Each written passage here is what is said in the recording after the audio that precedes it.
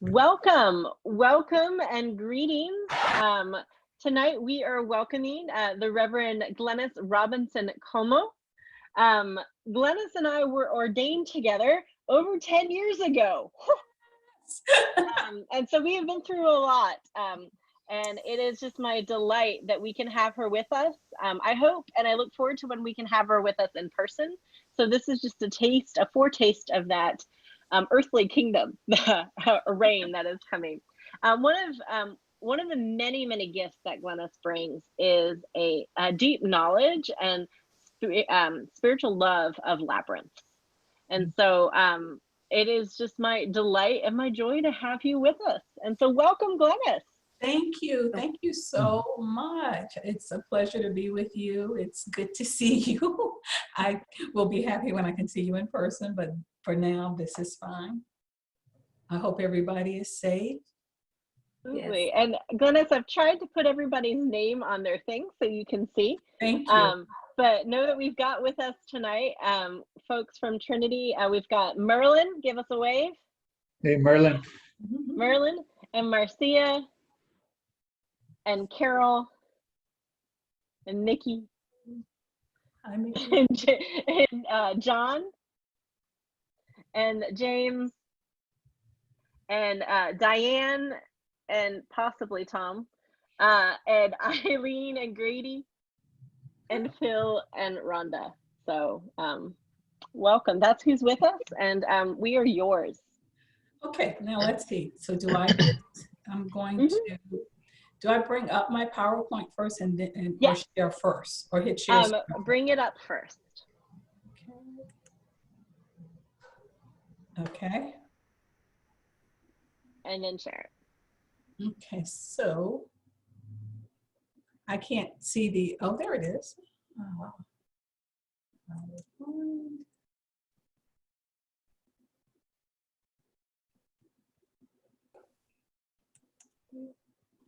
Okay. Can you see it?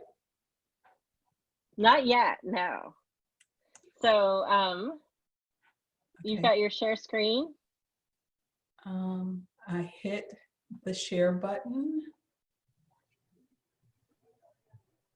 And then you've got to click on which one you want us to share. PowerPoint.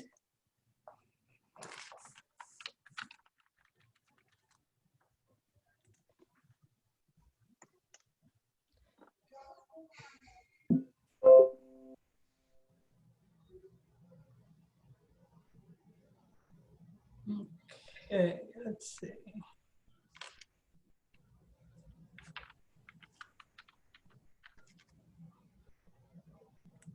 So if it's got to be up in the background of your screen. So like it has to be a window that's open. And then when you push the share screen button, you can click on which one you want to share. And then at the bottom right, push share. Okay, it is giving me something. It's telling me.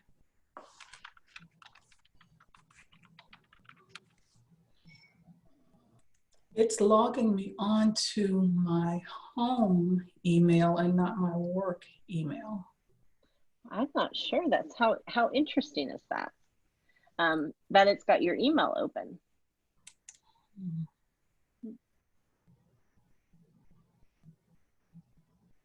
And so for everyone else at Trinity, this is evidence that it is not just your priest who is adopting the technology. Oh, that's bad, we are all Meredith. in this together. I planted this. I was like, Glenice, please help me and normalize this for me.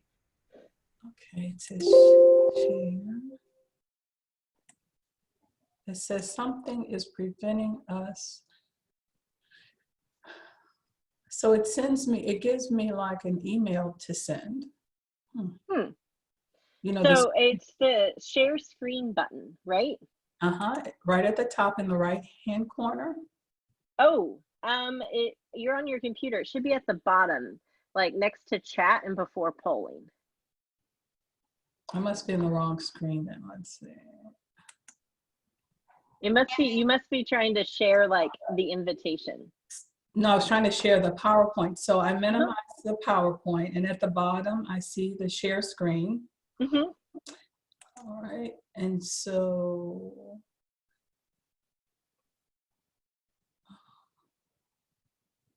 but it doesn't, hold on. It won't pop up if it's minimized. Oh, okay. We're so close. We're praying. I guess I'm trying to figure out, like when I go, I don't get the menu at the bottom if I maximize. Oh, is there a way to just kind of like shrink the box but still keep it open? Shrink the I box. don't know how everybody else's works, but I know when I'm on Zoom, if my cursor is off to the side, then I don't see the stuff across the bottom underneath everybody's pictures. But if I roll my cursor in there, then the share screen is the green, bright green icon. Yes. Yeah, I mean, that was mine. Let's see, that was, okay. So I have share screen, and I click that. And when I do that, it says to select a window that you want to share. Mm-hmm. And so select the window that is the PowerPoint. show all windows.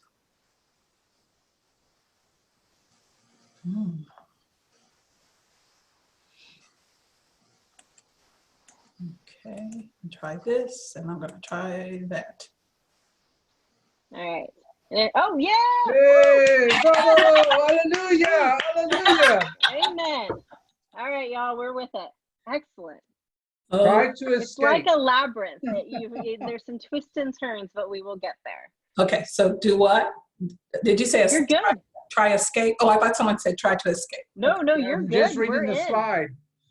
Oh! Okay, and you can see the full.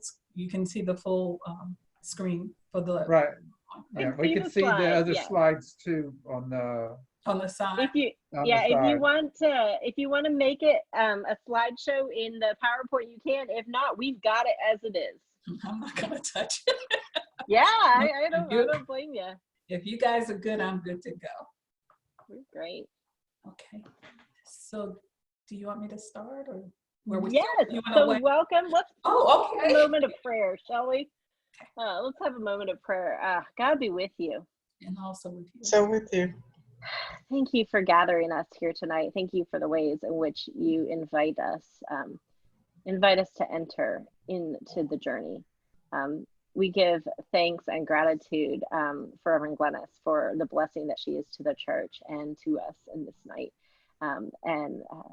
We invite your grace to be over everything. In Jesus' name we pray. Amen.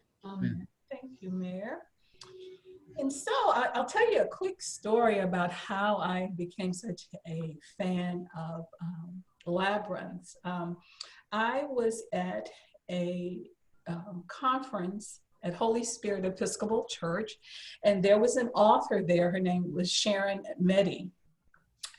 And after, she wasn't talking to me. After the presentation, I was gathering my purse and my coat and my keys, and I only heard, she was talking with someone else, another guest that was attending, and all I heard her say was, you know, something like the labyrinth at Chartres. Well, I didn't know what she was talking about. I only recognized the word labyrinth. And so, of course, I went home and I Googled Chartres. And there was, I don't know how to describe it, there was just this connection immediately that every day after that, I could tell God was pushing me to do something, but I didn't know what it was. And so I went to the labyrinth and took a walk. And so that always clears my head and gives me direction. And so, long story short, I finally realized I think I'm supposed to take a pilgrimage to Chartres. Now, let me tell you a few things about me. I'm not the adventuresome type, you know, I sort of will go on vacation with my girlfriends if they want to, or with my family. And so as, you know, the time came up for vacation, my husband said, well, what do you want to do? I said, I really want to find out what this thing is that's tugging at me to go to Shark. He said, well, do you know anyone there? I said, no.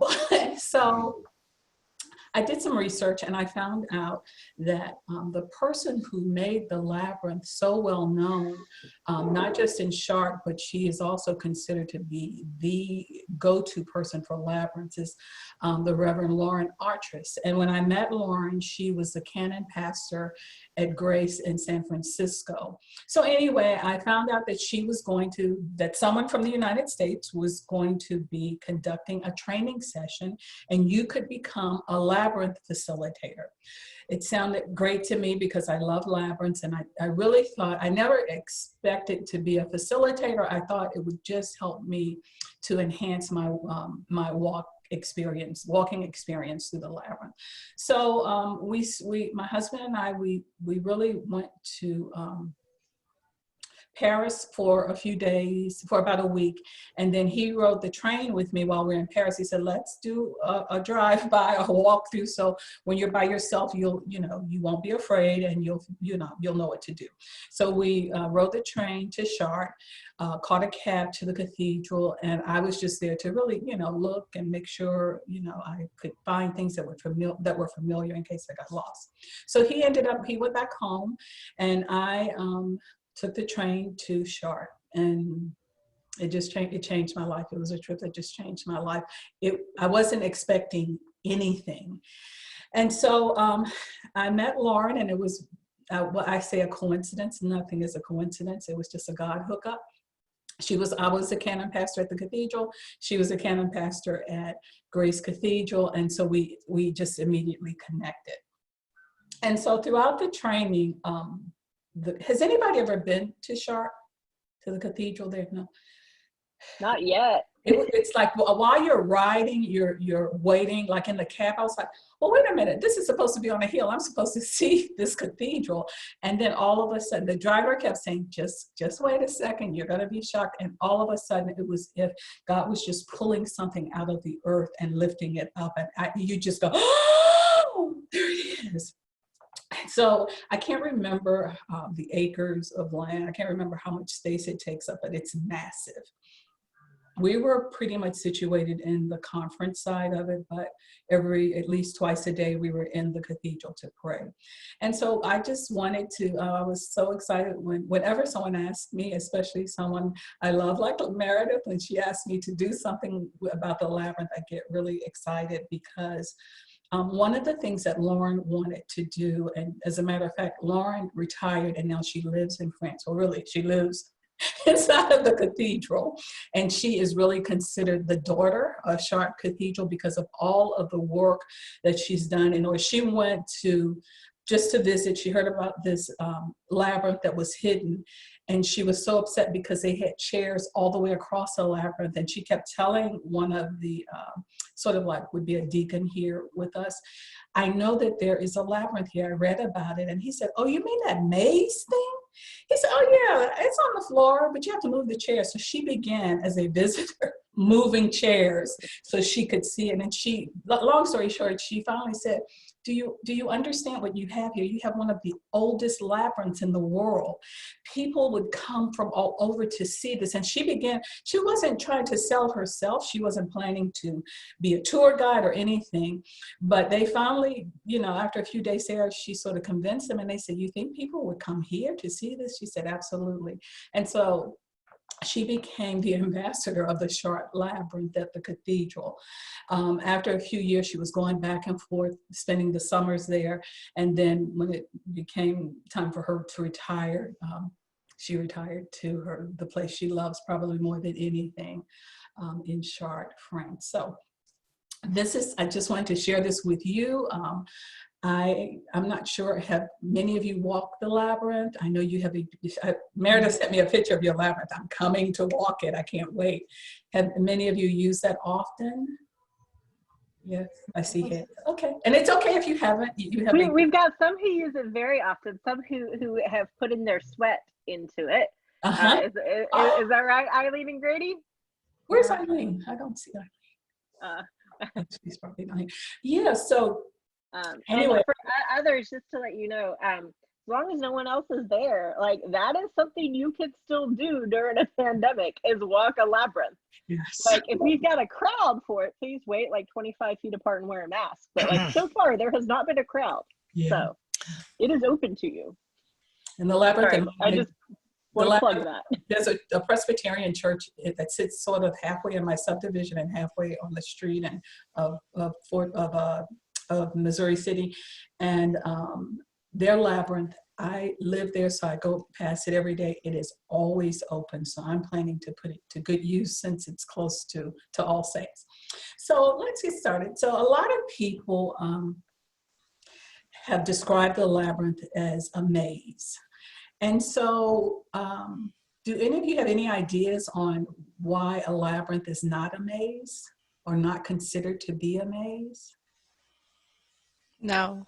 Because there's one way in and one way out, and if you just keep going, you'll get out. That's what makes it different from a maze. Yeah, very close, very close. And so the maze, its intent is to confuse you. The intent of a maze is to make you go in and out and go around in circles. It's like a hard puzzle that you're not putting together, but you're actually walking through. And a labyrinth that is not the intent. There is one way in and one way out. It's an easy path. It's not meant to confuse you. It's not to get you, stressed out. It's a path that anyone can follow. And there is always an entrance, a center, and a return path. You will see some places that will advertise a labyrinth, but if you don't see the center, and that is really the heart, or what many people call the energy center of a labyrinth, it's probably not, probably considered a maze, more closely related to a maze than a labyrinth. And so this is one side of Chartres Cathedral in France. This is where I spent about 10 days learning how to become a facilitator. And there's so much history in this church. If you see this round window with the florets around it on the Rose window. Yes, inside it is absolutely gorgeous. So the whole cathedral is gorgeous. And it said that in the Middle Ages, walking a labyrinth was a substitute for taking a pilgrimage to the Holy Land. And so many people during that time could not afford a trip to the Holy Land. And so they simply began to walk the labyrinth as a devotional activity. I love what you say in that. And so I feel like in some ways the labyrinth can be this like substitute for some of the trips and the hopes we had planned. Mm-hmm. Right? For like some of us had hoped to go somewhere. And like maybe that could be a really beautiful like spiritual aspect of that, of like, all right, I'm not going to Iona, but I'm going to walk the labyrinth to Iona. Walk the labyrinth and say, find a labyrinth that you haven't walked before. That's what I invite you to do, and see how it feels. And sometimes for me, they feel very different. The energy feels different. So yeah, that's a great idea, especially for such a time as this, where many of us had planned trips and we are home safely. Okay. So this is a picture, one of my favorite pictures of the other side, I think, of the cathedral at night when it's sort of lit up. I think this picture was taken during a holiday. So this is Lauren Artress, and this is inside of the cathedral. If you are anywhere near Chartres, France, if you mention Lauren Artress, the whole town lights up, because Lauren, as I said before, she was responsible for taking what we would consider a very small village and giving it life again based on a tradition found right within the heart of this small town. Lauren is, as I said before, she was the canon pastor at Grace Cathedral. She's a psychotherapist. She's the founder of an organization called Veritas and the Worldwide Labyrinth Project, because as she began to do tour after tour after tour and labyrinth walk after labyrinth walk at Chartres, she began to find that she had carved out another business for herself as she retired. And she she was going back and forth during the summers for years. Now that she's retired, she actually lives in Chartres, France. And I love one of the first, when I was talking to her, we had a lot of things in common, but one of the things I remembered her saying that her vision was to pepper the planet with labyrinths. And she said she just always felt that if we invited others into a labyrinth experience, we would all be lifted into a higher level of human awareness. And at this time she said, and we're going to need it in the 21st century, and she is absolutely right. And so as I think I mentioned how I started my journey with at a retreat at the Cynical, someone mentioned the Wellet chart and it sent me spinning. The person I mentioned, Sharon Meddy, she is a writer, she's a labyrinth facilitator. She also works sometimes with Lauren.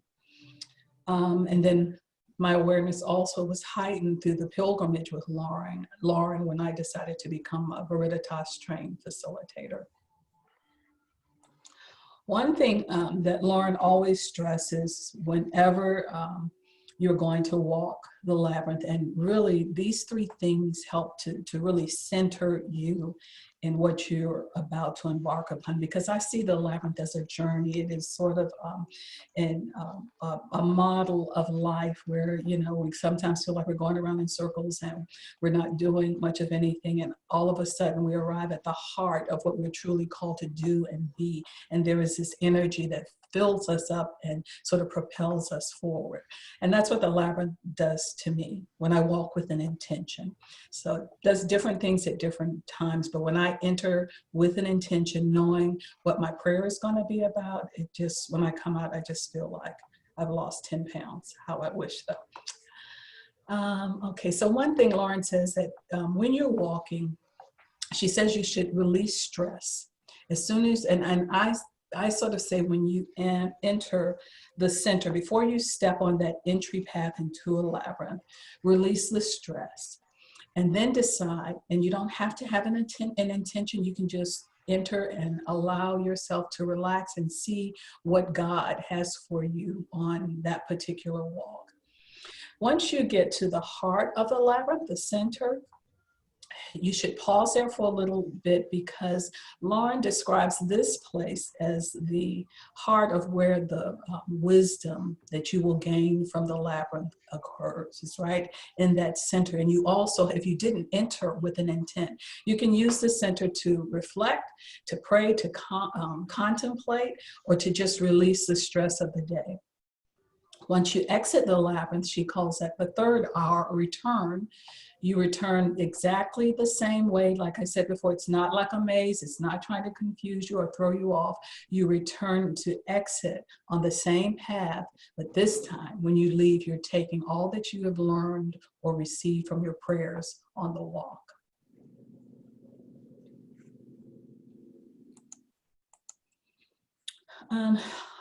It is said that the labyrinth balances our thoughts, and it really, I think it slows us down a bit. It allows us to stop. If you're like me, I think and then overthink again. But something else is occurring on the labyrinth when you begin to release things and when you release control. Lauren describes this as when the intuition of knowingness takes over. Have you ever experienced, I'm just asking those who can hear me, have you experienced anything like this whenever you've walked the labyrinth? No? Okay. If you haven't, stay tuned. That's something to look for. I definitely have. It helps me to let go of control, because you do know only one way in and one way out. And everybody that knows me, I've got it as a walking meditation. We have a small group that does contemplative meditation, and sometimes I do meditate daily, and sometimes I use the labyrinth to do that. But I find I can pray and think. I guess I'm a kinetic prayer. I like to be moving. Yeah.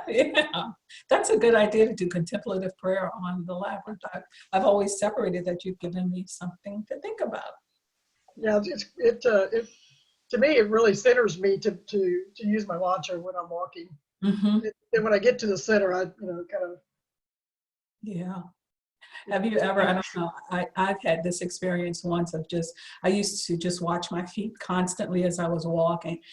And after about, I guess it's been 7 years now, I have realized something has shifted. It's like my feet are being directed without me physically focusing on that. So I don't have to, you know how you sometimes worry about staying within the lines, and if it's an outdoor labyrinth, maybe there are pebbles along the stones. I realize that none of that enters my thought or my feelings at all. It's, as soon as I hit that entrance, I'm walking and something else sort of takes over.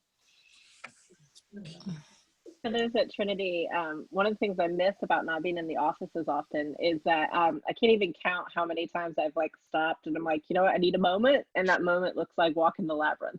Oh my gosh, that is. And when my dog is with us, dear Thurgood has spent a lot of time on that labyrinth. Oh my gosh. Especially when it's wet. Animals, we'll see in one of the slides, but animals are naturally drawn to the energy of the labyrinth. And so Keith Critchlow, he is a professor of architecture in England. He says that the labyrinth is itself an outstandingly precise model of the spiritual understanding of the universe. Not only are there exact cosmic rhythms built into it, but as well, the other sacred measures that represent our relationship to the journey back to our spiritual wholeness. And so when I have walked the labyrinth, I wonder if you've had this feeling. It seems to me that something shifts. It seems like the things that were once prioritized are no longer a priority, that I become the priority during that walk. And as long as I keep myself open enough to hold on to that.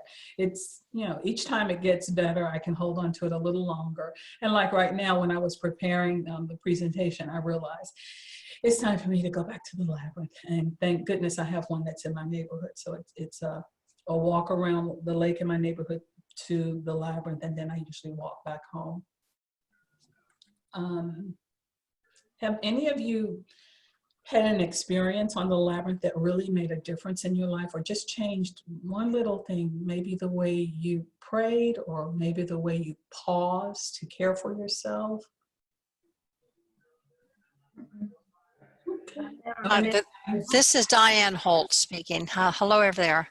The very first time I ever did a labyrinth was actually, Meredith is before she was actually in seminary. We attended a labyrinth in the Lake Austin area. And it wasn't a very big labyrinth, and it was kind of a crude one. It was kind of lined with like little rocks that went around in different places. But the main thing is that she stressed to me is, don't rush through it, Mom, take your time. And so the whole time I am, and she said, you know, you might think about like, what is it that's on your mind that you need help with or an answer to? And so I walked the labyrinth. It took me a while, and so I stood in the center for probably several minutes. And as I'm walking out, the question that I had, which was troubling me at that time, it seemed like clarity. I had clarity. By the time I left the labyrinth, I felt like, yes, this is what I needed to know. Yeah. And I really do feel that just sometimes just slowing it down allows you to understand and be part of it much, much better. Yeah, yeah. I just think, especially today, I mean, this is the perfect time to walk a labyrinth, if ever there was one, because of all that's going on that's out of control. We have no control, except we have control of our mind, our bodies, and our spirits. And so I've just been walking to make sure, the labyrinth, to make sure I'm keeping myself in check, because while everything else seems as if it's exploding, I want to stay grounded in what and who I'm called to be, and not be distracted by things that can lead me to places I don't particularly like to go. So this is probably a great time, if you haven't experienced the labyrinth, to take a walk and see how you feel before. I always say, see how you feel before, and then when you come out, write down how you feel afterwards, if it's your first experience on the labyrinth. Thank you Anyone for else? sharing that, Mom. Yeah. Jan, You're I think I welcome. saw your you move for it too. No, it's just I've never been able to figure out how. I've walked ours, but I never know what direction and where to turn. I come out there totally confused. I just go in and end up walking straight into the middle and staying for a while, but I've never, ever been able to know what directions to go in a labyrinth. Yeah, it can be confusing. It really can, because if you look at it, it's really not directional. It really, after a while, I promise you, it will become something that you feel more than some type of physical action. But I would say to go with a friend who's walked before and let that person go ahead of you, and you sort of just make sure, you know, don't try to expect a lot except to figure out, how do I stay on the path? And if you go behind someone, you'll become more familiar. And the more you do it, I think one time I remember maybe the third time I walked it, I ended up on the wrong circuit and people were I was going in the opposite direction.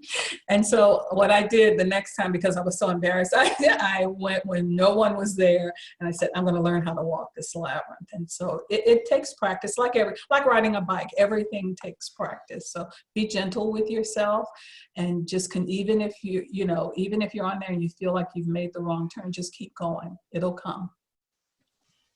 I don't know. Directions aren't my thing. Or maybe you can go with someone who has walked before, and that might, just the two of you, that might make you Well, feel. they tried to teach us that we had classes at Trinity. We laid them out on a floor. We had a big cloth. Several times we did that. For like Holy Week. Another way to start, if you want to, Jan, is with one that's like a finger labyrinth, like one that's just in your. Okay, well, I don't know. Well, who knows what the spirits at work and you doing? So I love it. I got one of those. I've got one of those. I have both of these at work, and I use a stylus on it, because the paths are sort of, my fingers are a little wider, and so if you have one this size, you can use a stylus, and it really gives you that same feeling of walking the labyrinth. Okay, thank you. You're welcome. Thanks for sharing that, though. And so labyrinths are extremely ancient. This is one of my favorite pictures of a labyrinth that dates as far back as 5,000 years. And it just shows how even during that time, the patterns were based on spirals and circles that actually came from nature. And so as you look at this labyrinth, because I see a lot of things, I'll tell you what it's called later, but I was just wondering, do you see anything in this particular labyrinth, an image, or does it remind you of anything? Let's see, we have ladies here, we have almost, except for a few gentlemen. A lot of people say this reminds them of a mother and child, of a mother with a child in her womb. And so it took me a while. Yeah. I see it now, and on this, I intentionally blew this up a little bigger so you could see deeper into that. And this is one of the oldest forms of rock art from India. As a matter of fact, I see the baby. I don't know if you can see my pointer, but I can see much clearer than I have before where the baby perhaps is. So why do you think it's circular like that? I mean, it's just like encapsulating, is that you think? I think it's like the circle of life. You remember that from The Lion King? Oh, yeah. And for me, sometimes when I think theologically, I think we return from where we begin. And so a circle, it's not a broken circle, but and then it also serves as a symbol for life. We start on a path, there are bumps. If you see this particular labyrinth, it's not straight lines, they're crooked, which is how life is sometimes. Everything isn't perfect and pretty. And this is really a rough image of a labyrinth. But all things lead to the center. And for us, I feel that that center for us as Christians is Christ. And then Christ empowers us, blesses us, and then sends us back out on our journey. And we return back to the world to do what it is we were called to be and do among one another. And that's just how, the way you feel about it doesn't have to match to mine. That's just how I feel. I see the circle representative as the circle of life. And how, if you're like me, sometimes you have to go 3, 4, 20 times to repeat the same lesson. You come out differently each time, though. That's a good question. That was a good question. I find it interesting that this oldest rock art is from India. Mm-hmm. So obviously, I mean, from what I understand, there's a lot of similarities in our beliefs about the circle. Yeah, we unfortunately don't know. I think the best guess we can find is that evidently this type of prayer or offering was made available to all different cultures from all different places all over the world. So it's not something that any country or can claim on their own, because they are showing up everywhere, all over. Yeah. Yeah. Yeah. And then the patterns are always different. And I always wonder, are the patterns sort of related to something specific to that particular culture, or was it just a rough, like this, was this just a rough drawing of what someone was trying to offer? So some questions go unanswered. This is a place, I have like a list of labyrinths that I want to see. This is on my list, and this is in Sedona, Arizona. And supposedly the story goes that someone that walked the labyrinth received this type of message after their walk. And it says, when you're certain of your path, exploring the world around you is easier to do without getting off course or lost. You can look at the sunset, the mountains, the plants, and the animals without missing a step. Just as the design of the labyrinth keeps you on course, the design of your personal path can also keep you on course or lead you astray. Now, I received this in a workshop I attended. So every time I read it, I'm not sure where it came from, but it doesn't change the message and the way in which I received it. I sort of moved away from where and who, and really, did someone, receive this? Because I received it in a way that helped me to understand the circle of life that we're on.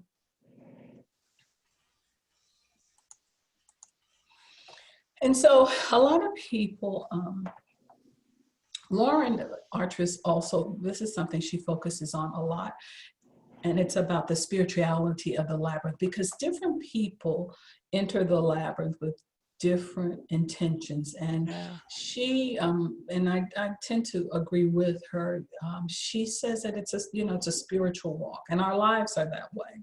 So that makes sense to me. And so sometimes it is described as a path, a spiritual path, but some of the things that I think we have evidence from people who have walked and have shared their comments or their feelings, some have said it quiets the mind. It provides an awareness of self, a deeper awareness of self, especially your inner spirit. And then some people really feel deeply about the labyrinth being a metaphor for life's journey. I talked about that a few minutes ago. Also, it's a way where we find hope and peace and comfort. And my favorite is the manner in which we are connected to God and to one another. I think that's the strongest feeling I've ever had when I've walked labyrinths, especially when they were out of the country, especially when they were not in the United States. Another part that I'm still hoping I will feel, it says that the deepest part of ourselves, which is our spirituality, is used to connect to nature and all of creation. And I know I believe that. I'm wondering if I will have some type of feeling or experience from that when I walk the labyrinth. So I'm not pushing it. I'm just expecting that it will show up. And then others say that spirituality is something within us. And I think we all can relate to this, that connects, directs, guides, and awakens. It gives our life meaning and purpose. And I think all of us who are here today probably can attest to that, because we are here because of, you're here because of your spirituality. You and Meredith are celebrating life together and all the challenges of life, because we all are connected and we want to enhance our lives. We want our lives together to have meaning and purpose. So recently, while we were on during the pandemic, do you guys know Sarah Gish? Mm-hmm. Okay, she is an artsy person, and Sarah has these cars that she's turned into art. So Houston, I think it's every year they have this art car show, and you will know, if you're ever there, you will know her. Sarah is also, she's an Episcopalian, and she's a member of the cathedral, and she and I just immediately came together when I first started working at the cathedral. When the Hines Center opened, that's the spirituality center next to the cathedral, Sarah and I worked with the powers that be there to help talk about what the labyrinth would look like in the entryway of the spirituality center. So Sarah came out during the pandemic, and this is a labyrinth that's in my neighborhood. It's a Presbyterian church. This is really their labyrinth, but this is one I walk probably 3 times a week. And Sarah came out because she has a labyrinth directory, and she did not have this particular labyrinth in her directory. So she said, I gotta come and see this. So she came out, we took some pictures, and now she's recorded this as one of the labyrinths in our area.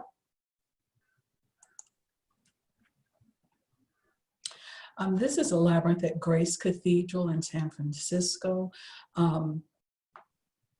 Lauren Artress, that I mentioned to you, she was the canon pastor at this church. And of course, immediately, she probably has one of the nicest labyrinths that I've seen. And these are kids on the labyrinth. I always open up, whenever I do a labyrinth walk, I always have children, and I just tell them, go run, play, because their energy actually helps to stimulate the energy that you'll receive from the labyrinth. So they're like, well, which way? I said, don't worry, just go and play. And that's exactly what these kids are doing. There are 2 people on the labyrinth. So that was interesting to me when I found this photo, because I don't know if the kids are walking correctly. It doesn't matter, but the energy that comes from them also heightens the energy on the labyrinth. I love it. So maybe, Jan, maybe you've got that beautiful childlike spirit and faith, and you are energizing it for others. Yeah. I hope so, because I'm sure not for myself. It's your offering. I go straight to the middle. Don't mess with the rest of it. Oh, goodness. And so these are some of my favorite images of labyrinths and their uses. This is a 7-circuit labyrinth, and it has 7 rings. The circuits it just means that there are 7 rings around the center. And you'll see a lot of labyrinths when you start counting the circuits. A lot of them, the ones that I've seen anyway, they have 7 circuits. And that's because the number 7 is supposed to be the number of transformation and vision. So you'll see this particular type of labyrinth. I put stars where you enter, and then here's the heart of it here. But you'll see several labyrinths with only 7 circuits, because a lot of people believe that is the mystical quality. The number 7 is a mystical quality. So Glenice, not all labyrinths have 7 circles? No, there are 11. I'm trying to think of most of them that I've walked have 11 circuits. Yeah. When I used to live in Galveston, we used to make labyrinths in the sand, Oh, and they definitely started off with like 5 circuits. And when we got better, they got more elaborate. Yeah. This is one of my, I think more, I wouldn't say it's my favorite, but it's an interesting labyrinth. It shows how many traditions have used the labyrinth in different ways. And this, again, is a 7-circuit labyrinth, and it shows up a lot in Celtic and Greek mythology. And it's called the myth of the Minotaur, who was a mythical monster who was caged inside of the labyrinth. And the person, the craftsman that made the labyrinth, I think his name is Daedalus. Legend says is that he made this labyrinth so intricately that he even had difficulty escaping it after he built it. To us, it looks pretty similar to what we use today, but this is one of my favorite images. It's not my favorite. The next one is my absolute favorite. So this one, I don't know if you can see this. It took me a couple of times to understand this labyrinth, and finally I had to relax to really see how the title really fit. It's called Mother and Child. And so can you see that in this picture? Can you see it? Why it's called Mother and Child? Okay, if you look right here, I think around here, this outer core is a mother, and this part with the stones inside, the colored stones, is often considered to be the child. So it doesn't have a center. It's like 2 labyrinths. To me, it doesn't have, because if you enter, I was trying to walk it earlier. Many would say it's not really a labyrinth, but 1, 2, 3, 4. If you count the stones, it's 3, 4, 5, 6. It's a 6-circuit labyrinth, which is not really a labyrinth. It's usually an odd number. So, but just another interesting way of how labyrinths have shown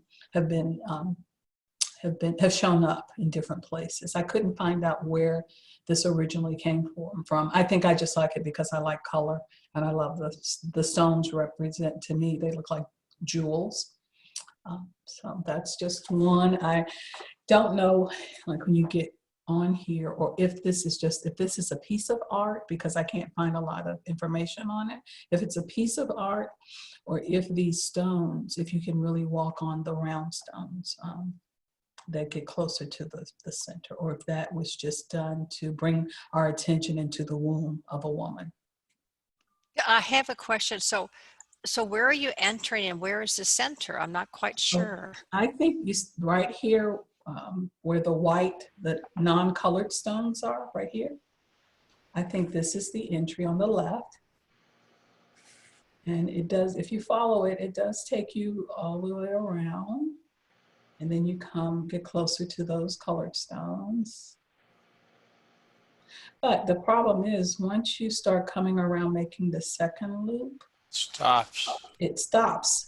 So I think it's just an image that people, they see it as a labyrinth. But if you try not to go that way, once I tried to go backwards to see if I could find my way out, but it's the same thing. So. It was made for me. Can we just also acknowledge that the mother and child in this room are the ones who had difficulty understanding? We're so related, Diane. We're so related. Oh, and this is, I have not figured out, I don't think this is actually, unless there's an image somewhere else, this is actually a walkable labyrinth, but it's called the Hopi medicine wheel in Native American tradition. And it's called the Man in the Maze. And whatever it symbolizes for Native Americans, it's used for health and healing. So something, again, about that circuitous path and health and enlightenment and healing and wholeness. It's used for the same thing. So I think, for me, I'm thinking the man in the middle is maybe the healer. Not sure. Like a woman with him. And so I think I was mentioning to you earlier about kids in the labyrinth, and here's a young boy on the labyrinth. I love, like I said, I love having kids on the labyrinth because I have them open up labyrinths for me before we start our walks because of their energy. They're little people, but they contain a ton of energy. Yeah. So David Gallagher, who is the executive director of the Labyrinth Society, says, there have been waves of revivals of interest that occur throughout history. We happen to be in the moment of one of those revivals. And I was just going to pose a question, if you want to answer this or not. How does this relate to your experience today with labyrinths and all that is happening in our world?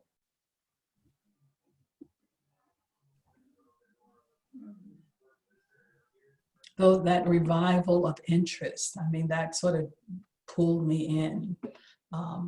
There have been many waves of revivals of interest, and we're in the moment of one of them. Just something to think about. You don't have to answer that right now. I just thought it was a good question, and especially where we are today with the pandemic, and how can we could the labyrinth be a tool for us to use today as we just try to get some type of stability and balance with all that we're going through? Okay, and so this is a picture of my favorite labyrinth. This is where I take a lot of people also. If they're in Houston, it's easier for them to get to this labyrinth. It's in Freedmanstown in 4th Ward. And the artist that designed this, his name is, he did the artwork on the benches. You can see some of the benches that are on there. He was the one to create the benches for the labyrinths. I had an art show for him when I was at the cathedral to bring other things there, but I met him when I found out that he created the pieces of art in Freedmanstown. Have any of you ever been to Freedmanstown? This is where I take Houston people to walk. No? Oh, wow, a lot of stuff happened there. I haven't been to this labyrinth, but I feel like after this pandemic, we're going to need to take a pilgrimage there. Yeah, tell me, I'll meet you there. That's my favorite place there. Right up the street to the right of the labyrinth. And I hope this labyrinth is still there because as you can see, it's right down, it's really close to downtown, and there's a lot of gentrification going on in the area, and I am so they really built the labyrinth to mark this space, hoping that they wouldn't put condos there. So still keeping my fingers crossed that it's still there. But right up the street is the African American History. It's a museum and a library. So if you have a chance to go to this labyrinth, you really can leave your car there and walk a half a block, and you're at the library. And if you check ahead, they have a lot of different programs sometimes that they offer there as well. And so if you have cats, you'll appreciate this. Again, animals on the labyrinth. I mean, and they find their way, no one's in front of the cat. The cat is just following the path. The cat is doing what he's naturally or she inclined to do, following the path. So I love this picture. One of my friends, Dee Williams, she's also, I think we were in training together, and this is one of her pictures that she allowed me to use. Jan, you need to get a cat to follow.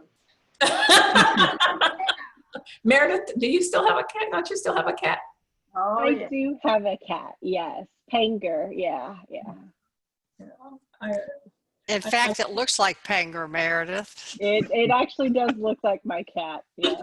But I love the stone in the center. It just really centers things. It does. I love it. it. Really does. It reminds you of something like out of Outlander. Yeah.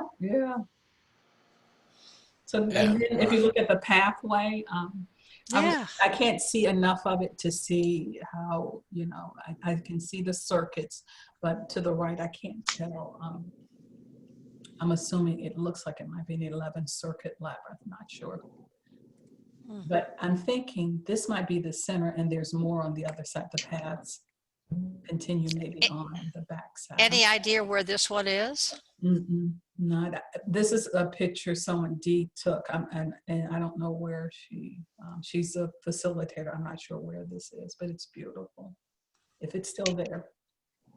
I find that the labyrinths that are part of nature, just depending on where they're located, if sometimes they get covered with buildings and other things. So yeah.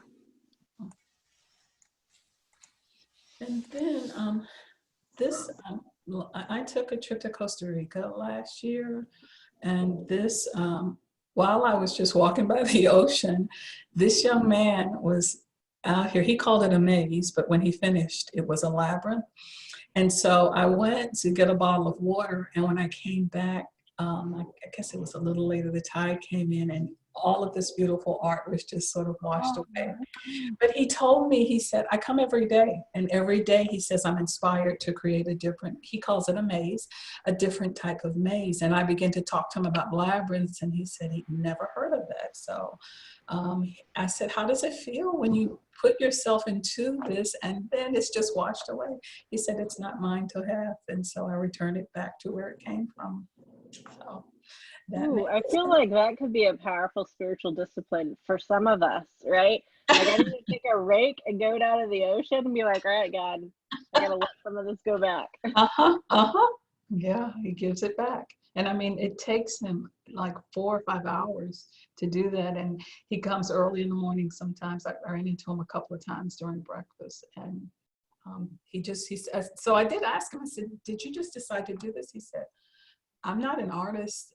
It's not like I have what I would call artistic skills. I just started with my finger. And then he said, another time he came, there was a stick. And so it became just something small. When he found a stick, and he thought, well, let me see how far I can. And he ended up making these incredible, I'll say, labyrinth mazes, depending on how it turns out at the time. And it has a heart right here in the center. So yeah. So I just thought that was, and it was kind of funny because when I was telling people about it, they're like, we went there, we didn't see a guy, or I was like, I'm not cuckoo, I'm serious. I have a picture I can show you, really. And they were like, and I don't know where he went or what happened. I know what happened to the labyrinth. I'm just not sure where he went. Well, you know, the real answer is because. Just because, huh, Tom? How many times did somebody, when you were young, tell you because? Ooh, a lot. And I did not take it further. Now my kids seem to go. Yeah, but if you substitute the word faith for because, it becomes more meaningful, doesn't it? Exactly. Thank you for sharing that. Okay. And so this is a labyrinth that's in a window, and it actually was a grave marker. And I don't have much background on it. I'm just always looking for labyrinths, and sometimes I can find information about the history or a little background information. This one is kind of peculiar because they say it's a grave marker. And so we'll see. Stay tuned. Maybe next year I'll find more information on that, or how it became a part of the window. So that's pretty much the end of my presentation. Do you have questions or comments or anything you want to share? Yeah, what does this inspire in you all? Questions for Glenice? Oh yeah, you can ask me questions, yeah.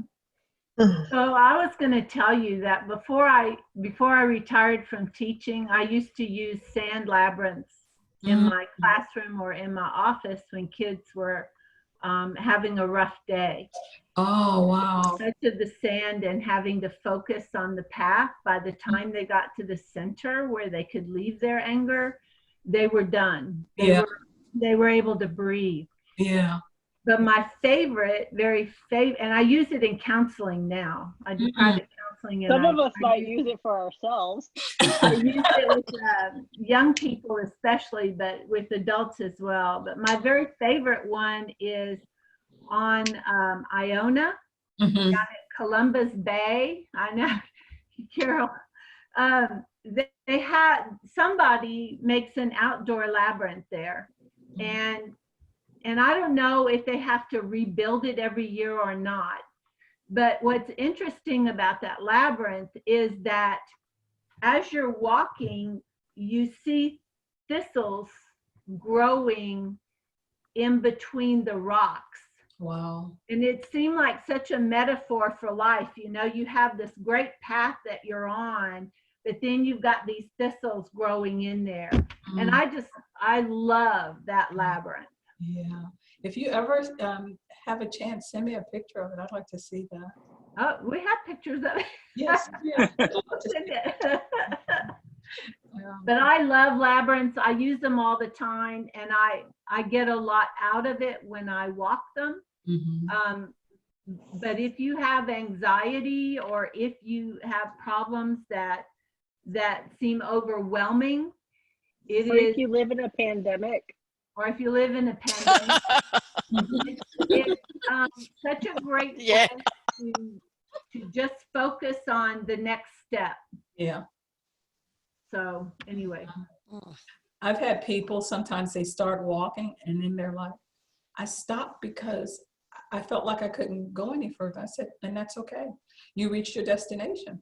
That's fine. So, and animals, I've watched animals, especially cats. You can tell, I mean, the rhythm of their walk, you know, naturally, you know, they're rhythmic. But when they're on a labyrinth, you can tell that something is happening, something that we can't see is happening there. Yeah, a connection to the earth. Anyone else have questions? Well, I might add that there's a beautiful labyrinth behind the altar at Camp Allen, if you ever have a chance, where it's indoors if the weather's bad, but you have a huge visibility of the outdoors. And that's a special place for our family. Yeah. And there's many, and I'd be interested later in getting your list of like where are some other labyrinths in the Houston area. Because again, like that's outside. Like that's actually a pretty safe spiritual practice for us, as long as there's nobody anywhere near you. Like, yeah, exactly. Especially for now. I'll ask Sarah. I'll ask Sarah Getch, because she has a list. She has compiled a list, and I'll share it. So Meredith, I couldn't join you on that labyrinth walk. So yes, Mom, of course you're welcome. And Rhonda, what were you saying? That if Sarah, is it Gish, is putting together a list of labyrinths in the Houston area, I think Trinity's Labyrinth should be on there. Yeah, it could be. I don't know that it's not, because I don't have one. I know I was just using it as an example because when she kept telling me there is no labyrinth in Missouri City. I'm like, yes, it is. I walk it almost every day. It is a labyrinth. Well, so step one, we'll get a list, and if it's not complete, we will add offer it up. Or either I'll send you a link and put you in contact with Sarah. Yeah, so you can get her all the information. I know that we have more than one in Bryan College Station. Wow. Yeah, I don't know how far out she goes, but she is like the labyrinth guru. I mean, yeah. Well, we're at least in Harris County, Dad. Meredith, is the labyrinth still behind William Temple? I know William Temple's not there anymore, but they had a labyrinth. One of the conditions that your clergy fought with all the powers that be is that the labyrinth got moved and is still on Galveston Island. It's at Moody Methodist Church. Oh. So so yeah, there was a lot of heartache around that. Wow. That it was no longer near the hospital, but at least it's still alive and around. You know, that creates a irony of a juxtaposition, because there's a bowling alley in the basement of Moody Methodist Church. There's a lot. There's a lot at Moody Methodist Church because somebody tithed their fortune. And so on that note, #stewardship. But yes, but you know, there's any place you can make a labyrinth, right? And so at least when I lived in Galveston, there was a lot on the beaches and the sands that we would do. But you could still go there and walk that. I want you to know that our labyrinth at Trinity was made for a project, and Eileen and Grady's son and our one of our vestry members and their son Ringos designed that and made it, and then people in the people at Trinity came out to help build it. Wow. And I was at the church today for a quick trip. And as I backed out of the parking lot, I looked at the labyrinth and thought, you ought to just stay and walk it, but I didn't. And then it poured down rain, so I guess I wasn't. Good choice. Well, good news, you can come back, because again, there are many things we cannot safely do. And so sometimes it's focusing on what we can safely do. Mm-hmm. And even if it's not an outside labyrinth, there are finger labyrinths, but some of us, like Eileen, I love what you were saying about that kinetic prayer, right? We need to be doing something with our bodies to join in the prayer.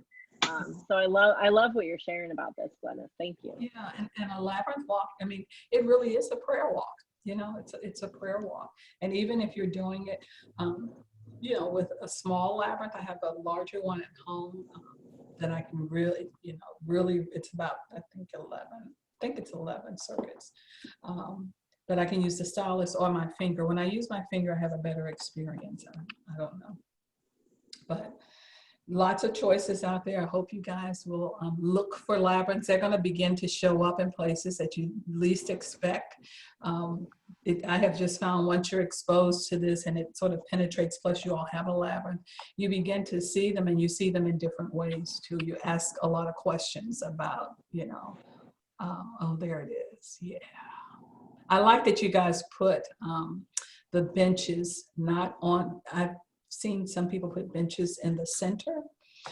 And then a person told me it was because older people wanted somewhere to sit in the heart of the labyrinth because they couldn't stand very long. And I thought, I'm sure the earth will respect that. So, but I like how you have yours sort of framing the labyrinth. I'm hoping to get one built here. We have a lot of land behind the church.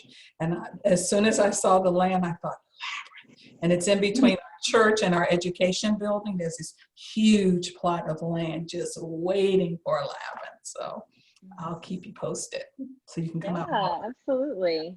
Yes, indeed. Well, anything else for Reverend Glenice tonight, y'all? Great program. Yes, Thank thank you. you. Thank you. It's been So, Yes. yeah, so you are like bringing us home. You are our home batter, bringing us home for our summer part of the series. Again, that anything but ordinary, that ordo, what are the rhythms and the rules of our lives? And so my hope is, how can labyrinths and that kind of bodily prayer be part of that? And so thank you.